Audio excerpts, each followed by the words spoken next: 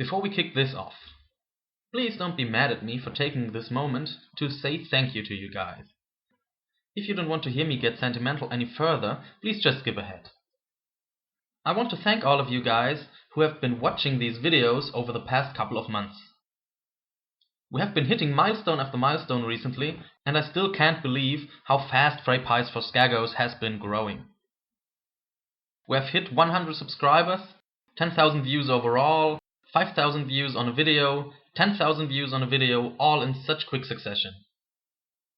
We might very well be hitting the next milestone between me recording this and you watching it, for all I know. So, the bottom line is this: sincerely thank you all. You just keep watching this channel, and we'll keep doing this, and we are all going to have a great time. Delicious Frey Pies for everyone. Now let's go back to that title screen. This is the first installment of our episode review series for Season 6 of Game of Thrones.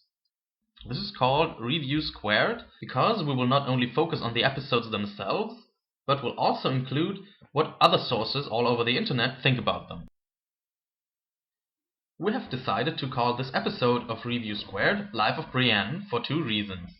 The first being Brienne giving us the best this episode has to offer, and because there were two separate references to Monty Python's Life of Brian in the episode. Heads up to Preston Jacobs for pointing out the first one in his own review, if we want to call it that. Carl Morrow, debating with his entourage what's better than seeing a beautiful woman naked for the first time, is basically an homage to Monty Python's What Have the Romans Ever Done For Us conversation. By the way, this also alludes to seeing Melisandre actually naked for the first time later in the episode. The second Life of Brian reference is, of course, the graffiti. Misa is a master, written on the wall, must remind us of Romanis eunt domus, or the correct Romani ite domum.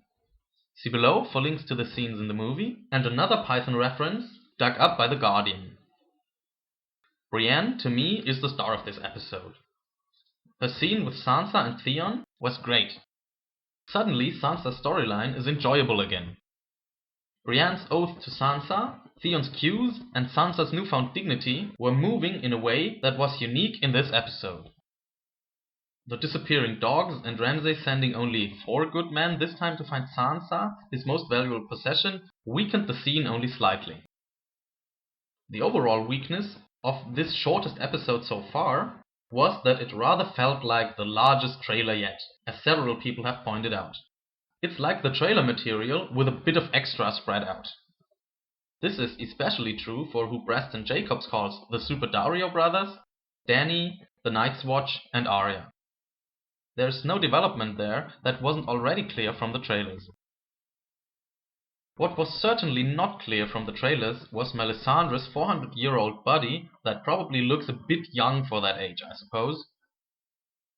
It's the embodiment of the state of ruin that so many places and characters are in at the moment.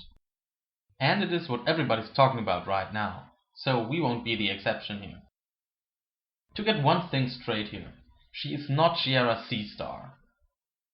As has been pointed out all over the internet, it was also a bit strange that taking off her necklace removed the glamour and showed her real body, because we'd already seen her without it before. Alt-Shift-X speculates that the hexagonal shape might be important, because we also see it on the other Red Priest in the episode. Could have something to do with Ashai, he says, but maybe it's just a Red Priest thing. Why did Mel take the necklace off in the first place, though? Would she not make sure to hide her true appearance, just in case somebody showed up uninvited? Probably wearing the necklace drains her powers? Anyway, a great moment, even if some averted their eyes at the sight of that ass, like Tony Teflon. I, for one, enjoyed the scene, seeing her not only old, but human and vulnerable for the first time. The other hot topic this week is situated at the other end of the quality spectrum. Dorne. The idea was, the Dorne storyline is broken beyond repair, so let's just kill everyone, as Itamar from GOT Academy puts it.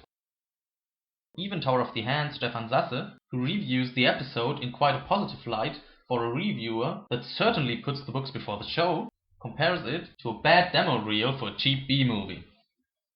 Was it bad? Yes. Was it terrible? Yes. But was it worse than Dawn in Season 5? No, I don't think so. And it did the job of cutting an already decimated Dawnish cast roughly in half. What's not to like about that? The less we get of Dorne, the better.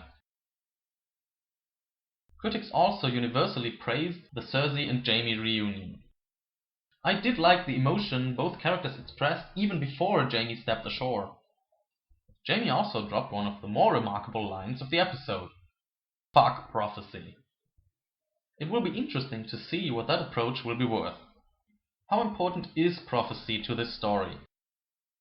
This is obviously also a reference to Jon Snow and Stannis being dead, and Daenerys far from riding her dragons to Westeros. It raises the question how important prophecies really are to this story. An answer to that might not be so easily given, even if it seems clear that Jon and Dany will eventually prevail, at least for a time. Now let's take a look at our predictions from 2 weeks ago. One has been falsified, even if the spirit of the prediction held true. We did get Dorne scenes, but D&D cut Dorne down to size anyway, just not as radically as I thought. The other 6 predictions are still quite possible, with Jon Snow staying dead through episode 2 only having one more episode to go. In my opinion, this was not an exceptionally good episode, but it bodes rather well for the rest of the season. It bodes rather well if they cut back on those plot holes and inconsistencies. This is the topic of my end rant this week. God damn it, why were there so many of them?